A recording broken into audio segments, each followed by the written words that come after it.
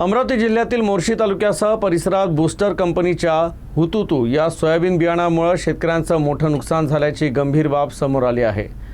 पेरणीनंतर 10 दिवसापेक्षा अधिक कालावधी लोटला तरी देखील अनेक शेतांमध्ये सोयाबीनची उगवणच झाली नाही। त्यामुळे संतप्त शेतकऱ्यांनी तीव्र नाराजी व्यक्त केली आहे। शेतकऱ्यांच्या म्हणण्यानुसार पावसाची परिस्थिती अनुकूल असतानाही बियाणे उगवले नसल्यामुळे आता दुबार पेरणीचं संकट ओढावलं आहे।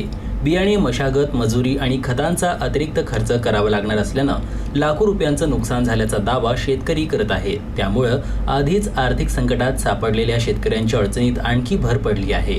या प्रकारामुळे शेतकऱ्यांमध्ये तीव्र संतापाची लाट उसळली असून संबंधित बियाणे कंपनीवर कठोर कारवाई करण्याची मागणी जोर धरत आहे। कृषी विभागानं तातडीनं पंचनामे करून बियाण्यांची गुणवत्ता तपासावी, दोषी आढळल्यास कंपनीविरुद्ध गुन्हे दाखल करावेत आणि नुकसानग्रस्त शेतकऱ्यांना तातडीनं भरपाई द्यावी अशी मागणी शेतकरी करत आहेत। जर शासन आणि कृषी विभागानं त्वरित दखल घेतली नाही तर तीव्र आंदोलन छेडण्याचा इशाराही शेतकरी संघटनांनी दिला आहे। या प्रकरणामुळे जिल्ह्यातील बियाण्यांच्या गुणवत्तेबाबत गंभीर प्रश्नचिन्ह निर्माण झाले असून प्रशासनाची भूमिका काय राहणार याकडे सर्वांचं लक्ष आहे। मोर्शी तालुक्यामध्ये बूस्टर कंपनीचे हुतुतू या सोयाबीनचे वाण मोठ्या प्रमाणात शेतकऱ्यांनी मागणी केली आणि त्यांना ते उपलब्ध करण्यात आले।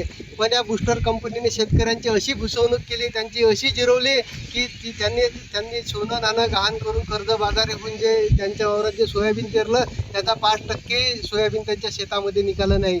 तर मी हेच म्हणतो की आता सध्या शेतकऱ्यांच्या हितासाठी जे अधिवेशन सुरू आहे, पावसाळी अधिवेशन, या पावसाळी अधिवेशनामध्ये या हुतुतू कंपनीवर गुन्हे दाखल करण्यासाठी कोणी एकही आमदार लक्षवेधी मांडणार का?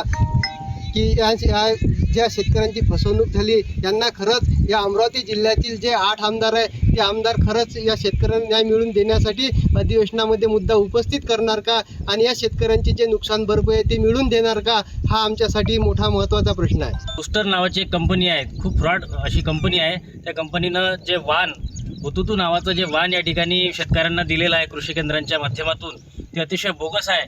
0% उगवण क्षमता असलेलं हे वाण असून या ठिकाणी शेतकऱ्यांची फार मोठी फसवणूक झालेली आहे। आम्ही सर्व शेतकरी आता तालुका कृषी अधिकारी कार्यालयामध्ये ठिय्या आंदोलन करून आलेलो आहोत।